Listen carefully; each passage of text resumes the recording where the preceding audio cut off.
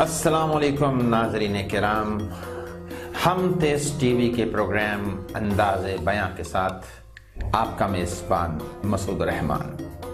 नाज़रीन किराम, आप जानते हैं कि हमारा ये चैनल जो है ये एक ज़िंदगी की तरह है जिसमें हम हर पहलू पे बात करते हैं। कभी इल्मी होती है, कभी फिल्मी होती है, कभी तफरीही होती है, कभी संजीदगी होती है। आज का जो टॉपिक है वो मैंने सोचा कि इतने सारे संजीदा प्रोग्राम के बाद कोई एक ऐसा प्रोग्राम हो जो थोड़ा सा हल्का फुल्का, थोड़ा सा हंसी मजाक, थोड़ा सा तंज़ो मिज़ाह, कुछ इस तरह की बात कि आपको कुछ लुत्फ़ महसूस हो। तो आज का जो प्रोग्राम, उसका मैंने जो उन्वान सिलेक्ट किया है वो है ऊट पटांग।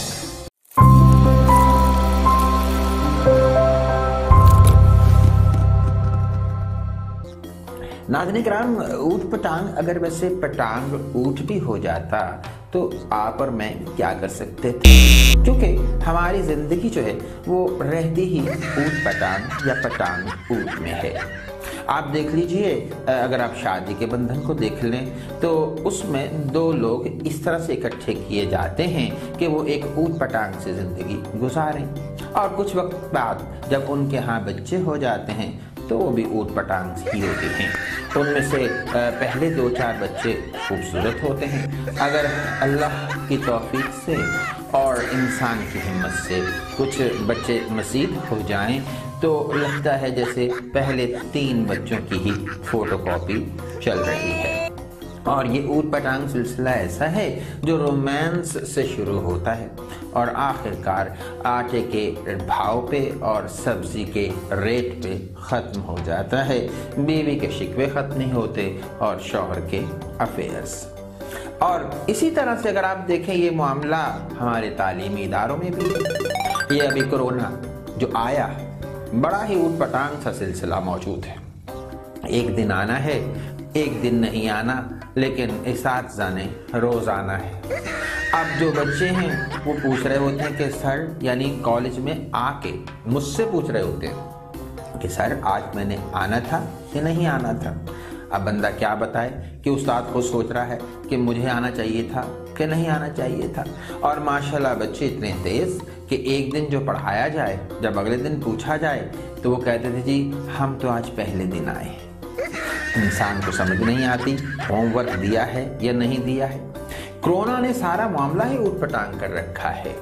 अभी आपने देखा होगा कुछ 10 साल पहले एक अजीब सा ही मामला था कि जब 1 घंटा सुई आगे करनी है और 1 घंटा पीछे करनी है, ये नया टाइम, ये पुराना टाइम, सारी कौम ही ऊट पटांग थी। समझ ही नहीं आती थी कि करना क्या है। अच्छा भला जब एक सुइयों का टाइम कर दिया, लोग फिर भी पूछते थे कि पुराने वाला या नए वाला। यानी ऊट पटांग का एक सिलसिला है जो शुरू हुआ है और अब तक जारी है। हमारी याद आया कि फिल्में देख लीजिए। ऊट पटांग फिल्मों का तस्वुर 1980 से शुरू हुआ, जब हमने देखा सुल्तान राही साहब को। एक उनके पास इकलौता गंडासा, एक लाचा, एक काफी किलो वजनी हीरोइन और उसके मुकाबिल एक विलन। और वो सारी फिल्म जो 15 मिनट की होती थी उसे 2.5 घंटों पर ऊट पटांग तरीके से तब्दील किया जाता, जिसमें 5-7 उछल कूद वाले गाने, ऐसे गीत कि हीरोइन जब छलांग लगाती तो ज़मीन वहाँ से बैठ जाती। और अजीब बात, उनकी जो स्टाइल, बालों का विग वगैरह और चेहरे पे तासुरात, यानी बड़ा ही रोमांटिक गीत चल रहा है और हीरो साहब ऐसे खड़े हैं जैसे उन्हें कोई परवाह ही नहीं। बंदा जो देखने वाला वो खुद हैरान होता कि यार अगर इतनी खूबसूरत लड़की इतनी पीछे पड़ी हो तो कोई बेवकूफ़ और ऊट पटांग आदमी ही होगा जो फिर भी मूड बनाए। वो तो खिल जाए कि क्या बात है कि इतने हम हसीन और खूबरू हो गए और खुश नसीब हो गए कि एक खातून हम पे यूं दिलो जान से कुर्बान, और हम क्या कि एक अलहदा अंदाज में गंडासा लिए 20 फुट के फासले पे खड़े, और बस ये कि ज़रा सा कोई मौका मिले तो इस भारी भरकम खातून का सर काट के उसको एक ऐसा गंदुम के लिए रखने वाला पड़ोला बना लिया जाए। पड़ोला तो आप समझते ही होंगे ना, पुराने ज़मानों में भी और अब भी कहीं ना कहीं कि गंदुम जमा करने के लिए होता था। नाज़रीन, ये फिल्मों का सिस्टम ऊट पटांग जो चलता रहा, फिर उसकी जगह शान साहब ने ले ली। सुल्तान साहब जो थे वो अल्लाह को प्यारे हुए, शान साहब आ गए। बड़े अच्छे अदाकार हैं, बड़े बेहतरीन अदाकार हैं, लेकिन उनको भी आखिर वो सुल्तान राही साहब के रोल में उसी तरह से पिरो दिया गया। वो भी यूं ही गले में जंजीरें, अपना गिरेबान खुला, बाल किसी तरफ, सिगरेट हाथ में, हीरोइन पीछे पीछे और वो विलेन के पीछे पीछे। ये फिल्मों का मामला।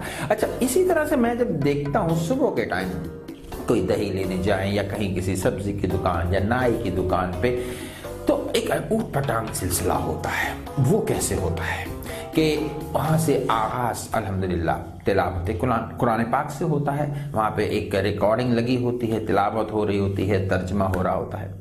अभी कोई आप आध घंटे बाद गुजरे तो नातों का सिलसिला शुरू हो जाता है वहाँ पे। फिर कोई एक आध घंटे बाद पहुंचे तो कव्वालियाँ शुरू होती हैं, और फिर जो ही कोई मजीद एक घंटा गुजरे तो पता चलता है कि वहाँ पे अब गीतों का एक सिलसिला शुरू हो चुका है। और गीत भी वो कि जिसको अब क्या कहा जाए कि इंसान ना बयान कर सकता ना कोई सुन सकता। ये जो नसीबो लाल हैं, इनकी वजह से हर मामला ही लालो लाल है। इन्होंने वो गीत गाए, इन्होंने क्या गाए, इनको दिए ही वो गीत गाए। हमारे माशाल्लाह वो शायर जो ना किसी तशबीह को जानते, ना तशरीहात को, ना इस्तिआरों को, ना तशबीहात को, वो आए और उन्होंने अपना सीधा सीधा कहने के एक स्टिक है जो चारपाई में इस्तेमाल शुरू कर दी। तो इस तरह से गानों का एक मामला अजीब तरह से कि जब निआम भी जो है वो इसी तरह से कहा गया कि अब पक चुके हैं और उसको उम्रों के साथ जोड़ दिया गया। अजीब व गरीब सा एक मामला, यानी कि जिसको देखकर ऊट पटांग तस्वुर आता है। फिर ये है कि 100 गोलियां लग चुकी हैं हीरो साहिब के, लेकिन वो कहते हैं कि मैं अब भी जिंदा हूँ। यहाँ तो ज़रा सी फांस चुक जाए तो इंसान को चैन ना आए, लेकिन हमारी फिल्म हमें दिखा रही हैं कि हीरो साहिब कायम अपने आप में मौजूद है।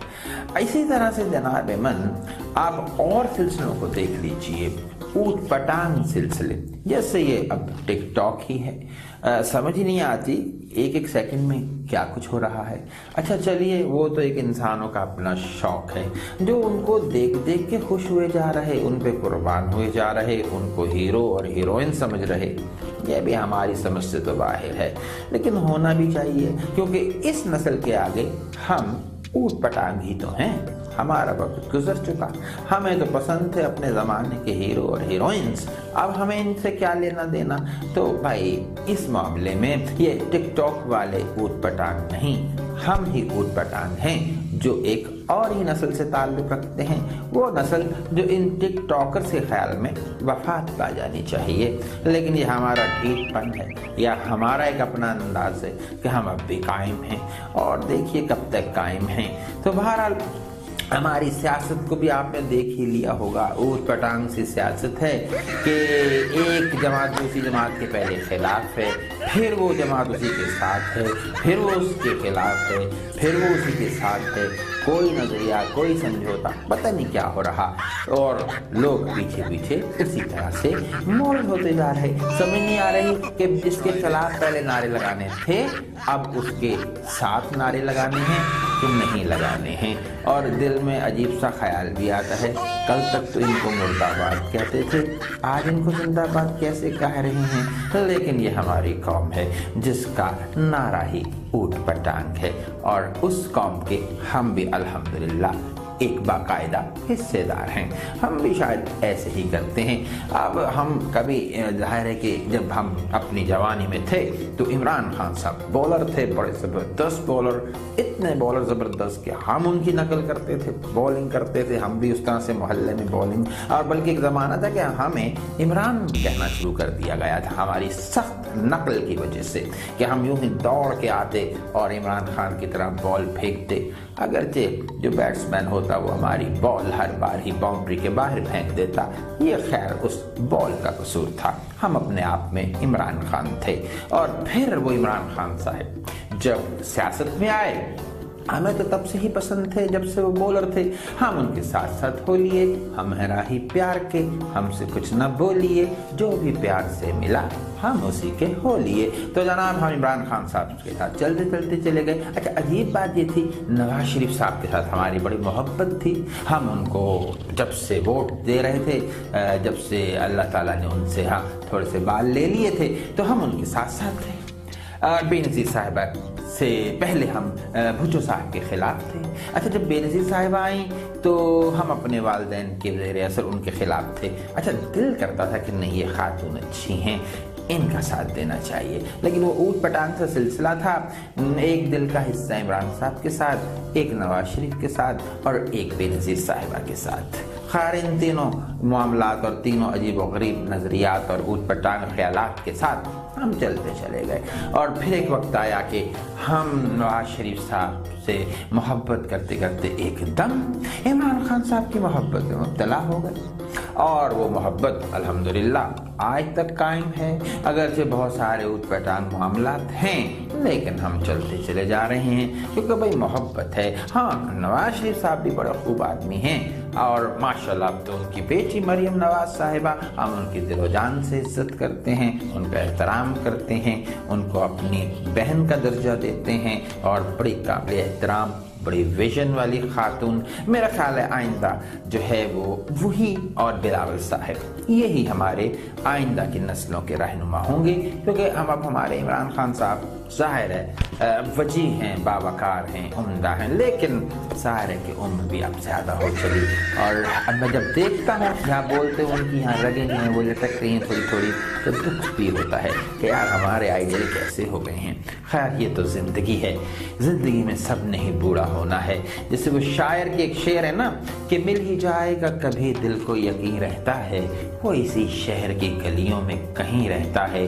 दिल फसुर्दा तो हुआ देख के उसको, लेकिन उम्र भर कौन जवान कौन हंसी रहता है। तो खान साहब आपसे मोहब्बत का ताल्लुक तो खैर हमारा रहेगा, आप चाहे कामयाब हो या नाकाम हो। मोहब्बत जो है एक मोहब्बत, और वो भी नाकाम मोहब्बत, लेकिन इससे काम चलाया जा सकता है। इमरान खान साहब से मोहब्बत का ताल्लुक, नवाज शरीफ साहब से एहतराम का ताल्लुक, मरियम साहिबा से भी एहतराम का ताल्लुक, बिलावल साहब से भी एहतराम का ताल्लुक, और उनकी वालदा जो थी शहीद बेनज़ीर भुट्टो, उनसे तो मैं उनके विजन का बहुत कायल। उनकी अंग्रेज़ी ज़ुबान ने यकीन जाने, हम इंग्लिश करके आए, हमें इतना बोलना नहीं आता था। मोहतरमा आई, उनकी तकारीर सुनी तो हमें बोलने का पता चला कि अच्छा लफ्ज़ को ऐसे बोलना है। इतनी वो ज़बरदस्त, यूँ मैं तो ने अपनी एक टीचर भी समझता हूँ कि उनकी वजह से बहुत सारी बातें मुझे जो है वो समझ आई कि लफ्ज़ों की नशिस्त व बर्खास्त ऐसे होती है। ये सारे ही लोग गुलदस्ते की तरह हैं और हमें ऊट पटांग लगते हैं, लेकिन ये हमारी गलती है। याद रखिए, ये ज़िंदगी जो है ये सारी ऊट पटांग ही है, लेकिन इसमें भी एक मकसद है, इसका भी कोई मतलब है। जैसे मेरा एक शेर है कि कोई तो मतलब ज़रूर होगा, ये ज़िंदगी हादसा नहीं है। हंसते रहिए, मुस्कुराते रहिए, प्यार बांटते रहिए और इसी तरह से कायम व दायम रहिए। पाकिस्तान जिंदाबाद।